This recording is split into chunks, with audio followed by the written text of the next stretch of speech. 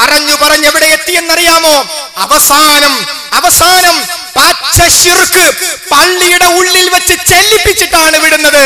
സ്വലാത്തിന്റെ മഹത്വങ്ങൾ എന്ന് പറയുന്ന ബഹുമാന്യ സഹോദരങ്ങളുടെ ഒരു പുസ്തകമുണ്ട്. അമലിന്റെ മഹത്വങ്ങളിൽ ഒരു പ്രധാനപ്പെട്ട ഭാഗമാണത്.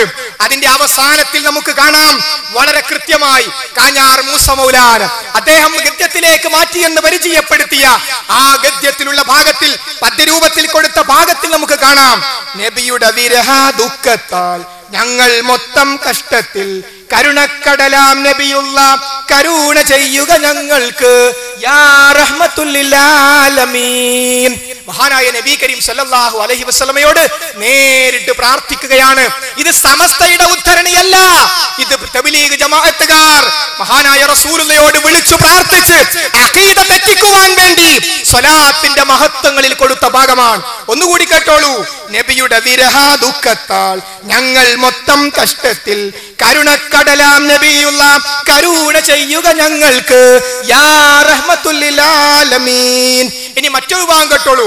ഞങ്ങൾ ദുർബലരാണല്ലോ, ഞങ്ങളുടെ കൈകൾ പിടിച്ചാലും അനാഥരാകും ഞങ്ങൾക്ക്, അഭയം നൽകുക അല്ലാഹുവേ എന്നല്ല, അഭയം നൽകുക നബിയുള്ള യാ റഹ്മത്തുൽ ലിൽ ആലമീൻ. ഒന്നുകൂടി കേട്ടോളൂ. ഞങ്ങൾ ദുർബലരാണല്ലോ, ഞങ്ങളുടെ കൈകൾ പിടിച്ചാലും അനാഥരാകും ഞങ്ങൾക്ക്, അഭയം നൽകുക നബിയുള്ള യാ റഹ്മത്തുൽ ലിൽ ആലമീൻ. ഒരു വെറുതെ തെബിലിയാരെയും കുറ്റം പറയും, ഇതവരത്തെ എല്ലാവരെയും കുറ്റം പറയും. സഹോദരാ, ഇഹ്ദിനസ് സിറാത്തൽ മുസ്തഖീം, നേരായ ചൊവ്വായ പാതയിലേക്ക് നീ ഞങ്ങളെ വഴി നടത്തേണമേ. അതൊരു പാതയേ ഉള്ളൂ. അത് മുജാഹിദ് സെന്ററിൽ നിന്നും ആലോചിച്ചെടുത്ത പാതയല്ല, അത് റസൂലുള്ള പഠിപ്പിച്ച മാർഗമാണ്. റസൂലുള്ള പറഞ്ഞില്ലേ, അഭിപ്രായ വ്യത്യാസങ്ങൾ ഉണ്ടാകും. ആ സന്ദർഭത്തിൽ മാന അലൈഹിൽ യൗമ വഅസ്ഹാബി, ഞാനും എന്റെ സ്വഹാബത്തും ഏതൊരു മാർഗത്തിലാണോ ആ മാർഗം മുറുകെ പിടിച്ചോളൂ, രക്ഷപ്പെടാം. ആ മാർഗം ഒന്നു മാത്രമാണ്. അതുകൊണ്ട് ബഹുമാന്യരായ തബ്ലീഗ് ജമാഅത്തിന്റെ ആശയത്തിലും അതിന്റെ പ്രവർത്തനങ്ങളിലും അറിയാതെ പെട്ടുപോയിട്ടുണ്ടെങ്കിൽ അമലിന്റെ മഹത്വം വായിക്കുന്നതിന് മുമ്പ് മുഖകുര വായിക്കണം. നക്ഷബന്ദിയ തരീഖത്തിന്റെ ഒന്നും രണ്ടും അല്ല, 10,000 മുരീദന്മാരുള്ള ഷെയ്ഖിന്റെ പുസ്തകമാണിത്. പിന്നെ അതിൽ ഖുറാഫാത്ത് ഇല്ലാതിരിക്കോ? ശിർക്കില്ലാതിരിക്കോ? തരീഖത്ത് ശിർക്കിലേക്ക് വഴി നടത്താനുള്ള ഒരു മാർഗമല്ലേ? അതല്ലേ സ്വലാത്തിന്റെ മഹത്വങ്ങൾ. സ്വലാത്ത് റസൂലുള്ളാഹിക്ക് വേണ്ടിയുള്ള പ്രാർത്ഥനയാണ്. സ്വലാത്ത് എന്ന് പറഞ്ഞാൽ തന്നെ റസൂലുള്ളാഹിക്ക് വേണ്ടിയുള്ള ദുആയാണ്. അതിന്റെ പേരിലാണ് അഭയം നൽകുക നബിയുള്ള. ഇർത്തഖബത്തുന്റെ വേറൊരു ആശയ പറഞ്ഞത്, മനസ്സിലായില്ലേ? ഇങ്ങനെ വ്യത്യസ്തമായ ആശയപരമായ തകരാറുകൾ മുമ്പിലുണ്ട്. ഇതിലൂടെ പോയാൽ സിറാത്തുൽ മുസ്തഖീമിൽ നമ്മൾ എത്തുകയില്ല. അതുകൊണ്ട് ഗൗരവപൂർവ്വം നമ്മൾ ചിന്തിക്കണം, മനസ്സിലാക്കണം. ഈ ആദർശ പ്രബോധനം, ഈ പരിശുദ്ധ ഇസ്ലാമിന്റെ ആശയങ്ങൾ മനസ്സിലാക്കാൻ ബോധപൂർവം നമ്മൾ പരിശ്രമിക്കേണ്ടതുണ്ട്. ഇങ്ങനെയുള്ള പഴച്ച മാർഗങ്ങൾ, ഈ മാർഗങ്ങളുടെ പിന്നിൽ ഇസ്ലാമിക വിരുദ്ധ ആശയം കുത്തിവെക്കുവാനുള്ള ബോധപൂർവമായ പരിശ്രമമാണ്. നമ്മുടെ ഈ ജില്ലയിൽ തന്നെ നമുക്ക് കാണാൻ സാധിക്കും. കാട്ടാമ്പള്ളി പ്രദേശത്ത് തൊട്ടടുത്ത മഹല്ലുകാർക്ക് പോലും പരിചയമില്ലാത്തൊരു ഏർപ്പാടുണ്ട്. എന്താ? 14-ാം രാവിന് കൂട്ട സിയാറത്ത്. 14-ാം രാവിന് 12 മണിയാകുമ്പോ പള്ളിയിൽ അനൗൺസ്മെന്റ്, വരുവീൻ. അപ്പൊ സ്ത്രീകളും കുട്ടികളും എല്ലാവരും കൂടി പള്ളിക്കാട്ടിലേക്ക് ഒരു ജാറത്തിന്റെ അടുത്തേക്ക് പോകുന്നു. ഈ 14-ാം രാവ് തൊട്ടടുത്ത മഹല്ലിലില്ലേ? ഇല്ലേ? പുതിയ തെരുവ് മഹല്ലിലില്ലേ? ഉണ്ട്. പക്ഷെ അവിടെ ഇതില്ല. അവിടെ ഒരു ഏർപ്പാട് വാടൊരു മുസ്ലിയാർക്ക് തോന്നി, മൂപ്പരായി തുടങ്ങി. ഇതേപോലെ വേറെ സ്ഥലത്ത് കാണാം. 27-ാം രാവിന് കൂട്ടബാങ്ക്, പുറത്തിലെ സുന്നത്ത് അതാ. 27-ാം രാവിന് ബാങ്കോട് ബാങ്ക്, കൊടുത്തൂളി മക്കളെ ബാങ്ക്.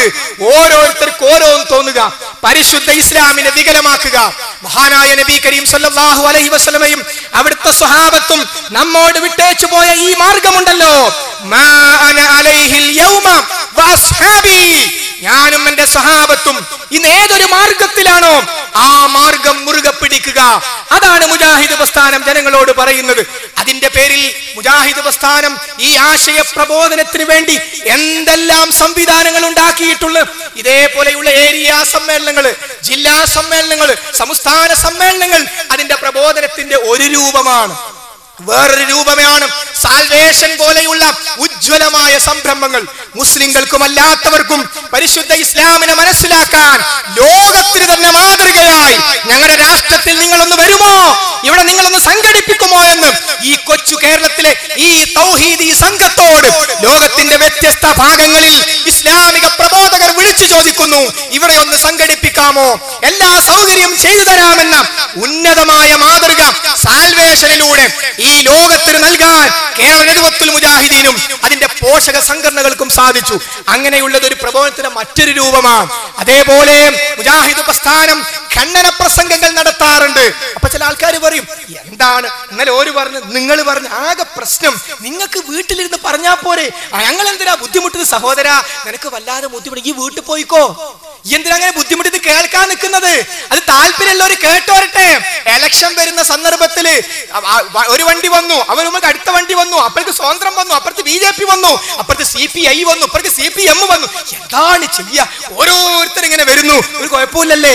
രാഷ്ട്രീയക്കാര് കേവലം രാഷ്ട്രീയമായ വിഷയത്തിന് അങ്ങാടിയിൽ വന്ന് ഒച്ചപ്പാണ്ടാക്കിയ ഒരു വിഷയമില്ല. സഹോദര, 27ാം രാവിലെ മലപ്പുറത്തേക്കല്ല വേണ്ടത് എന്ന് പറഞ്ഞാൽ നിങ്ങൾ എന്തിനാ പ്രശ്നമുണ്ടാക്കുന്നത്? നിങ്ങൾ എന്തിനാ പറയാൻ പോകുന്നത്? എന്തിനാ സഹോദര? ദീനുമായി ബന്ധപ്പെട്ട പ്രബോധന പ്രവർത്തനങ്ങൾ കാണുമ്പോ അതിനെ നിസ്സാരമാക്കുകയാണ്.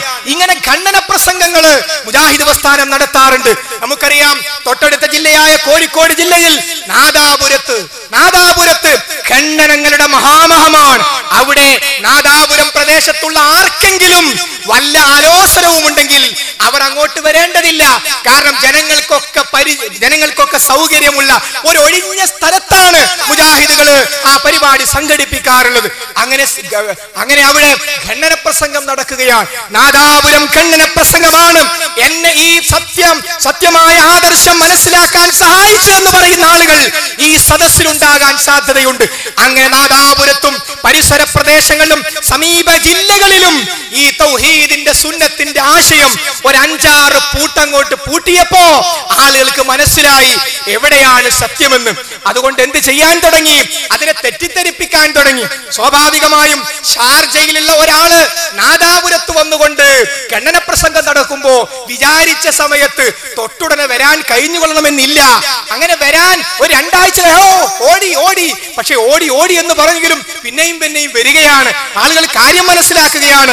നാദാപുരത്ത് ഇപ്പോൾ പറയുന്നത് വാദപ്രതിവാദത്തിനുണ്ടോ? ഉണ്ട്, 1000 വട്ടമുണ്ട്. പക്ഷെ തുടങ്ങിയതിൽ തോറ്റോ ജയിച്ചോ? ഏത്? കേവലം അടിയുടെ ജയമല്ല, മറിച്ച് ആദർശത്തിൽ ഞങ്ങളെ കൊണ്ട് ഇനി ഖണ്ഡന പ്രസംഗം ആവൂല എന്ന് തുറന്നു പറഞ്ഞോളൂ. എന്തേ ഖണ്ഡന പ്രസംഗം തുടരാൻ ഒരു പേടി?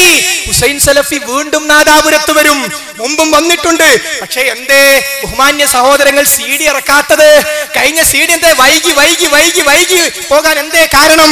അതെ, സ്വാഭാവികമായി നമ്മൾ മനസ്സിലാക്കേണ്ടതാണ്. അതുകൊണ്ട് തെറ്റിദ്ധാരണകൾ പരത്താൻ നോക്കൂ. ഈ കണ്ണൂർ സിറ്റിയിലെ ചില ആളുകള്, നമ്മളെ സാധാരണ പ്രവർത്തകർ പോലും ഗൾഫിൽ പോയാല് വെള്ളിയാഴ്ച ഒരു വെള്ള ജുബ്ബയൊക്കെ ഇടും. എന്നിട്ട് ആ പള്ളിയിൽ പോവുക. കണ്ടോ, നമ്മൾ അഗ്രിമാൻ സിറ്റിയിൽ ഒരു വേഷത്തിലാ, ഗൾഫിൽ പോയാൽ വേറൊരു വേഷത്തിലാ. ഓന്റെ കുതന്ത്രം ആരെങ്കിലും പറയാറുണ്ടോ?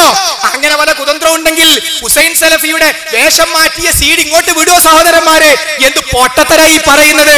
അതെ, ആദർശത്തിന് മുമ്പിൽ ഹുസൈൻ സലഫി നാദാപുരത്ത് മാത്രമേ വരാൻ പറ്റൂ എന്ന് ആരാ പറഞ്ഞത്? ലോകത്തുടനീളം ഈ ആശയ പ്രബോധനത്തിന് മുജാഹിദ് പ്രവർത്തകരും പണ്ഡിതന്മാരും പരിശ്രമിച്ചുകൊണ്ടിരിക്കുകയാണ്. അതുകൊണ്ട് നാദാപുരത്ത് ഹൈറാകുന്നിടത്തോളം കാലം ആദർശ പ്രബോധന രംഗത്ത് ശക്തമായി ബഹുമാന്യനായ പേരോടിന്റെ പാളയത്തിലുള്ള ആളുകൾ പോലും എന്തൊരു വാദപ്രതിവാദമാണിത്, എന്തൊരു ഖണ്ഡനമാണിതെന്ന് സ്വയം ചോദിക്കുന്ന അവസ്ഥയിലേക്ക് എത്തിയപ്പോ സ്വാഭാവികമായി വിഷമുണ്ടാകും. പക്ഷേ കണ്ണൂർ സിറ്റിയെ പോലെയുള്ള സ്ഥലങ്ങളിലുള്ള ആൾക്കാര് ഹുസൈൻ സലഫിയുടെ പരിപാടിക്ക് പോകാറുണ്ട് എന്ന് അങ്ങനെയുള്ള ആളുകൾ മനസ്സിലാക്കണമെന്ന് മാത്രമേ എനിക്ക് ഓർമ്മപ്പെടുത്താനുള്ളൂ. അതുകൊണ്ട് നാദാപുരത്തെ അടുത്ത ഖണ്ഡന പ്രസംഗത്തിനും നിങ്ങൾ പോവുകയും മനസ്സിലാക്കുകയും ചെയ്യണമെന്ന് സാന്ദർഭികമായി സൂചിപ്പിക്കുകയാണ്. സഹോദരന്മാരെ, ഈ ആദർശ പ്രബോധന രംഗത്ത് പരിശുദ്ധ ഇസ്ലാമിന്റെ ഈ പ്രബോധന പ്രവർത്തനങ്ങൾ ഏറ്റെടുക്കാൻ ഇവിടെ ഒരുമിച്ച് ചേർന്ന മഗ്‌രിബിന് ശേഷം നടക്കാൻ പോകുന്ന മുഖ്യ പ്രഭാഷണത്തെ ലക്ഷ്യം വെച്ചുകൊണ്ട് വന്നിട്ടുള്ള നമ്മൾ എല്ലാവരും കേട്ട് സത്യമാണെന്ന് മനസ്സിൽ മൂളിക്കൊണ്ട് പോയാൽ പോരാ. നമ്മൾ വരുന്ന ഓരോ പ്രദേശങ്ങളിലും ആയിരക്കണക്കിന് സഹോദരിമാർ ഖുർആനിന്റെ അർത്ഥമറിയാതെ, ഹദീസിന്റെ അർത്ഥമറിയാതെ അങ്കലാപ്പിൽപ്പെട്ടുകൊണ്ട് യഥാർത്ഥ ആശയമറിയാതെ ബുദ്ധിമുട്ടാവുകയാണ്. അവർക്ക് ഈ സന്ദേശം എത്തിച്ചു കൊടുക്കാനുള്ള പ്രബോധന പ്രവർത്തനങ്ങൾ നമ്മൾ ഏറ്റെടുക്കണം. ഇൻഷാ അല്ലാഹ് പരിഹാരം പരിഹാരം ഖുർആനിലേക്ക്, സുന്നത്തിലേക്ക് എന്ന ഉജ്ജ്വലമായ സന്ദേശം മഗ്രിബിന് ശേഷം ഇൻഷാ അല്ലാഹ് ബഹുമാന്യനായ ഹുസൈൻ സലഫി ഇവിടെ അവതരിപ്പിക്കാൻ പോവുകയാണ്. ആ പ്രഭാഷണം കേൾക്കണമെന്നും അത് ഉൾക്കൊള്ളണമെന്നും അതിന്റെ പ്രചാരകരായി മാറണമെന്നും സാന്ദർഭികമായി ഓർമ്മപ്പെടുത്തുന്നു. നാഥ, ഈ ഒരുമിച്ച് കൂടൽ നീ വിജയിപ്പിക്കണമേ. ഈ പ്രദേശത്തും പരിസര പ്രദേശങ്ങളിലും മറ്റു പ്രദേശങ്ങളിലുമൊക്കെ ഇസ്ലാമിന്റെ ശരിയായ ആദർശ പ്രബോധനത്തിന് സഹായകമാകുന്ന ഒരു മഹാസംരംഭമായി നീ ഇതിനെ മാറ്റണമേ. റബ്ബനാ തഖബ്ബൽ മിന്നാ